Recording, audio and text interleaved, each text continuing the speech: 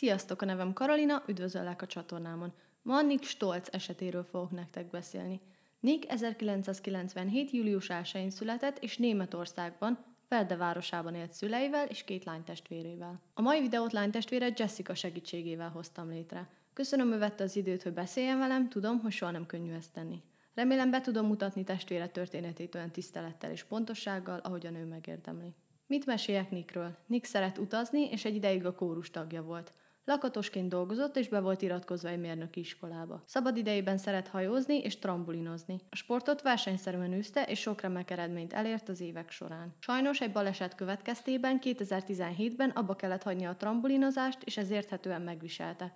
Családja viszont mellette állt végig, és készen álltak, hogy támogassák szerettük, akármibe is vág bele ezután. Nicket nyugodt és őszinte természete miatt mindenki szereti, és mindenki, akivel találkozik, barátja lesz. 2019. szeptember 28-a. 9 óra 45 körül 22 éves Nick elhagyja szülei házát, azt mondva a lánytestvérének, hogy egyetemre megy.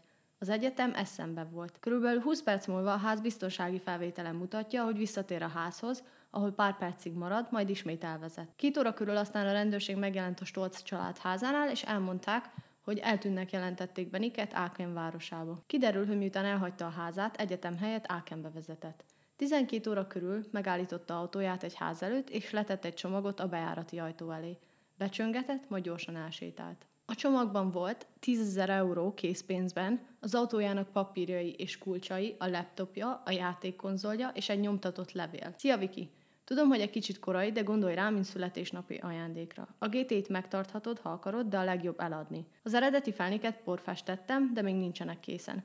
Hamarosan kézbesítik őket. Csodálatos nő vagy, vigyázz magadra. Mikor a lány anyukája meglátta a csomagot és megnézte a tartalmát, fel is hívta a rendőrséget, és ekkor jelentették be, Nicket eltűnnek. A Stolz család házához emiatt a bejelentés miatt mentek. És hogy ki ez a rejtélyes lány?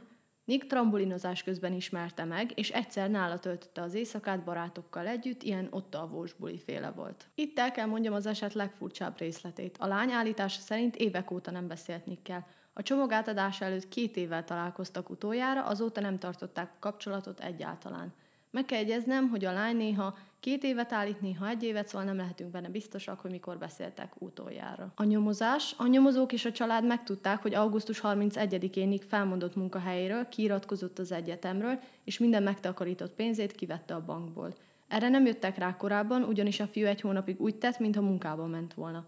Még ma se tudja senki, hogy hol tartózkodott ez idő alatt. Felfüggesztette a telefonszerződését is, de mikor elment, magával vitt 2 SIM-kártya nélküli mobiltelefont, ezeket soha nem találták meg. Közben lánytestvérének sikerült bejelentkezni az e-mail fiókjába, és itt talált egy vonatjegyet Aachenből Düsseldorfba, majd innen egy repülőjegyet, ami Düsseldorfból Barcelonába, majd Barcelonából Lisszabonba ment volna. Mivel 3 héttel eltűnése után találták meg a jegyet, már nem lehetett a reptéri biztonsági felvételeket ellenőrizni. Persze átadták ezt az információt a rendőrségnek, de azok nem tudták ellenőrizni, hogy valóban a repülőn volt-e. Ennek ellenére ezt szinte tényként kezelik. A család viszont akar konkrét bizonyítékot, hogy ő valóban felszállt a repülőre. Ha igen, az meglepő lenne, ugyanis Nick félt a repüléstől. Közben szemtanúk előjönnek azzal, hogy többször is láttak egy fiút, akinek személyleírása megfelelt Nickének, a Fernberg parkba egy lánnyal, ez a park közel van a házhoz, ahol a fiú letette a dolgait.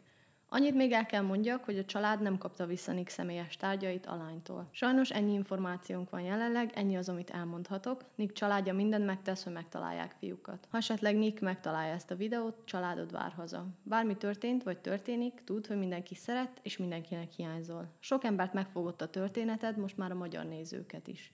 Mindenki megérti, hogy vannak nehéz pillanatok az életben. Várunk haza. Személyleírásra eltűnésekor Nick kb. 170 cm magas és vékony testalkatú volt. Haja sötét szőke és rövid. Szemüveget hord, és egy képen látható vörös-narancsárga kabát volt rajta, amikor utoljára látták. Ha bármilyen információd van az eltűnésről, vedd fel a kapcsolatot a képernyőn látható elérhetőségen. Köszönöm még egyszer Jessica-nak, hogy megbízott bennem, hogy bemutassam testvére történetét. Ezúttal is erőt és kitartást akarok kívánni neki és családjának. Külön köszönet a fordítóknak, nélkülük nem jött volna létre ez a videó. Köszönöm nektek is, hogy megnéztétek a videót. Mint mindig, legyetek jók, vigyázzatok magatokra, és találkozunk később. Sziasztok!